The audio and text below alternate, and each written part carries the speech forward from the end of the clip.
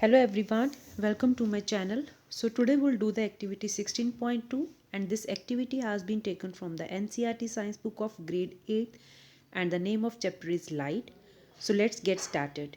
So before started, let me tell you we have already done the activity 16.1 where we learned the first law of reflection, that is incident, the angle of incidence and angle of reflection are always equal, right और यहाँ से जो perpendicular draw किया जाता है from the surface of the mirror that is called the normal.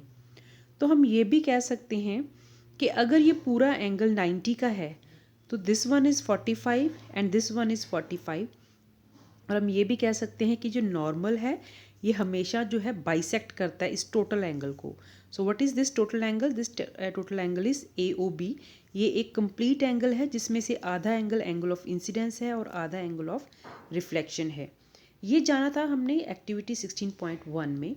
तो यहाँ पे एक जो है पहेली हमसे क्वेश्चन पूछ रही है, what would happen if I through the light on the mirror along the normal. तो वो पूछ रहे हैं कि अगर what would happen if I through the light on the mirror along the normal. तो अगर हम नॉर्मल के अलोंग ही जो है हमारी एंगल इंसिडेंस रे होगी। यहाँ पे इंसिडेंस रे जो है एक एंगल बना रही है नॉर्मल के साथ, लेकिन अगर हमारे पास इंसिडेंस रे ऐसी होगी कि जो नॉर्मल के साथ कोई भी एंगल नहीं बना रही है, 0 डिग्री का एंगल बना रही है, तो क्या होगा? तो ये होगा कि जब इंसिडेंस रे जो है नॉर्मल के अलोंग है तो रिफ्लेक्टेड रे भी नॉर्मल के अलोंग होगी। तो हम ये कह सकते हैं इंसिडेंस रे, नॉर्मल एंड जो है रिफ्लेक्टेड रे है, वो तीनों जो है एक ही लाइन में होंगी, राइट। तो मीन्स इन सब का एंगल जो है 0 होगा एक दूसरे के साथ। I hope this thing is clear. So now we will move towards the activity 16.2। तो इसमें हमें क्या करना है, we have to perform activity 16.1 again. Basically हम 16.2 में हम सेकेंड लॉ ऑफ रिफ्लेक्शन पढ़ेंगे। ये सेकेंड लॉ ऑफ रिफ्लेक्शन क्या है, let's see this. So this time use a sheet of stiff paper or a chart paper. Let the sheet project a little beyond the edge of the table.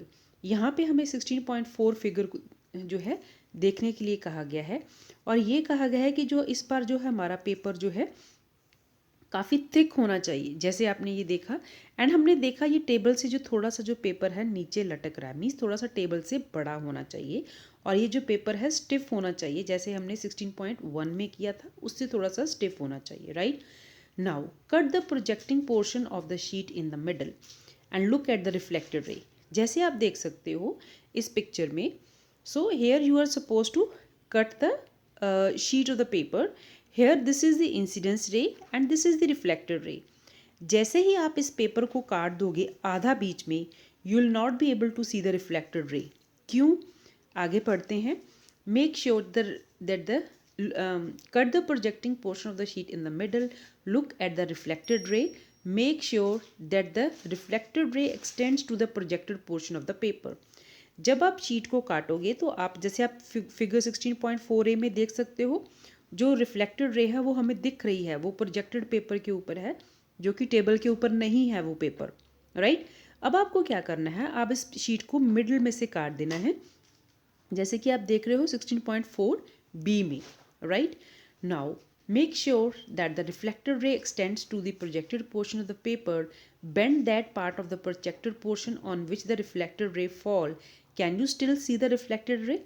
जैसे ही आप इस folded sheet को, जैसे आप जिसने यहाँ से आपने काट दिया तो आप क्या कर दोगे, इसको फोल्ड कर दोगे, तो आपको जो है रिफ्लेक्टेड रे दिखनी बंद हो जाएगी।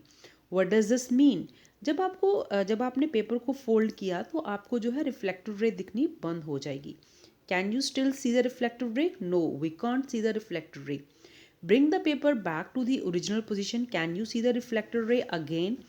अब जैसे आपने इस पेपर को फोल्ड करके नीचे बेंड कर दिया था, तो अब क्या करना है, आपको उसको फिर जो है पेपर को सीधा कर लेना है ताकि ये जो दोनों दोबारा से फिर जुड़े हुए दिखें। Now can you see the reflected ray again? क्या आपको रिफ्लेक्टेड रे दोबारा से दिखेगी? यस, इस बार जो है हमें रिफ्लेक्टेड रे दिखनी शुरू हो जाएगी। What do you infer? तो इससे हमें क्या पता चलता है, When the whole sheet of paper is spread on the table, जब ये सारी शीट पेपर के ऊपर बिछी होती है, it represent one plane। तो ये एक वन प्लेन हो गया, राइट। जैसे आपने क्वाड्रेटिक ज्योमेट्री में किया होगा, X axis, Y axis, Z axis, तो ये 3 प्लेन होते हैं, राइट। लेकिन जब हम इस एक्सपेरिमेंट को परफॉर्म कर रहे हैं तो ये जो हमारा पेपर है वो एक प्लेन को रिप्रेजेंट कर रहा है, right. The incident ray, the normal at the point of incident and the reflected ray all lie in this plane. तो जो आपकी इंसिडेंट रे है, normal at the point of incidence है, and the reflected ray, they all lie in one plane. तो आप देख सकते हो यहाँ पे इंसिडेंट रे है, जब यहाँ पे आपने नॉर्मल ये बनाया और ये जो रिफ्लेक्टेड रे है, ये तीनों ही एक प्लेन में लाई करते हैं। क्योंकि जब आपने शीट को काटा था तो आपने शीट को फोल्ड किया तो आपको रिफ्लेक्टेड रे दिखनी बंद हो गई। क्यों? क्योंकि ये जो रिफ्लेक्टेड रे थी वो भी पेपर के प्लेन के ऊपर ही थी। जैसे हम शीट को नीचे बेंड कर देते हैं तो जो है हमारा जो है रिफ्लेक्टेड रे जो है हमें नहीं दिखेगी, क्योंकि अगर हम शीट को जो है नीचे फोल्ड कर देते हैं that will make one another plane. लेकिन जो हमारा इंसिडेंस रे है, normal at the point of incidence है, एंड द रिफ्लेक्टेड रे है, they all in lie in one plane. Now, when you bend the paper, you create a plane different from the plane in which the incident ray and the normal lie. जैसे कि मैंने आपको बताया, जैसे आप इस sheet को नीचे की तरफ बेंड कर दोगे तो एक नया प्लेन बन जाएगा, डिफरेंट प्लेन बन जाएगा, जिसमें इंसिडेंट रे एंड नॉर्मल लाई नहीं कर रहे हैं। Then you do not see the reflected ray, इसलिए आपको रिफ्लेक्टेड रे दिखेगी नहीं। What does it indicate? It indicates the incident ray, the normal at the point of incidence, and the reflected ray all lie in the same plane. तो इससे हमें ये पता चला कि जो इंसिडेंस रे है, the normal at the point of incidence है, and the reflected ray lie in this same plane. तो ये हमारा सेकेंड लॉ ऑफ रिफ्लेक्शन हो गया। तो अगर आपको क्वेश्चन आता है right the law of reflection, तो आपको डायग्राम बनाना है, जैसे कि आप जो आपने 16.1 एक्टिविटी में किया था वो डायग्राम, और आपको ये लिखना है कि angle of incidence and angle of reflection is always equal. दूसरा जो हमारा ये लॉ है, the incident ray, the normal at the point of incidence and the reflected ray all lie in the same plane. So this is also very important, right? This is the another law of reflection. ठीक है, इससे जो है हमारी activity 16.2 खत्म हो गई है।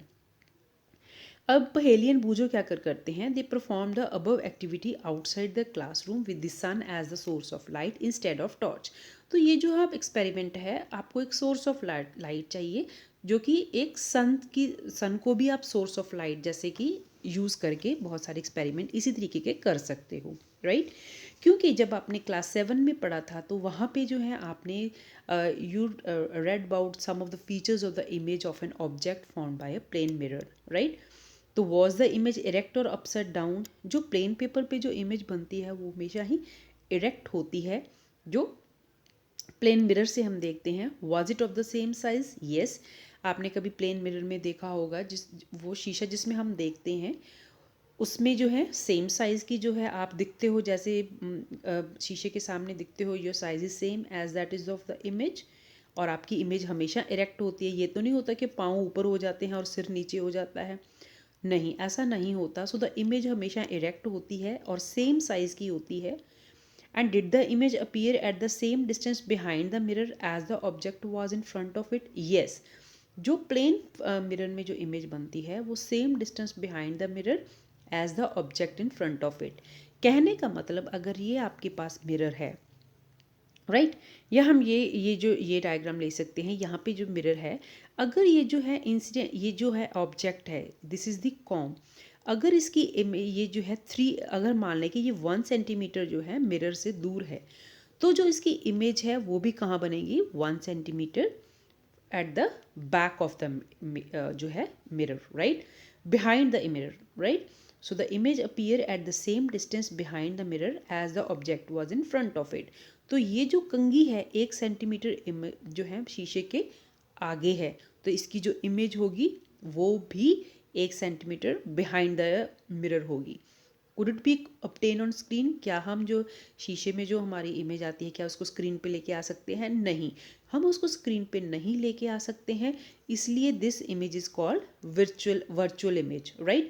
Now let us understand a little more about the formation of an image by a plane mirror in the following way. तो next video में we'll discuss about the activity 16.3. Till then you stay tuned and thank you so much for watching.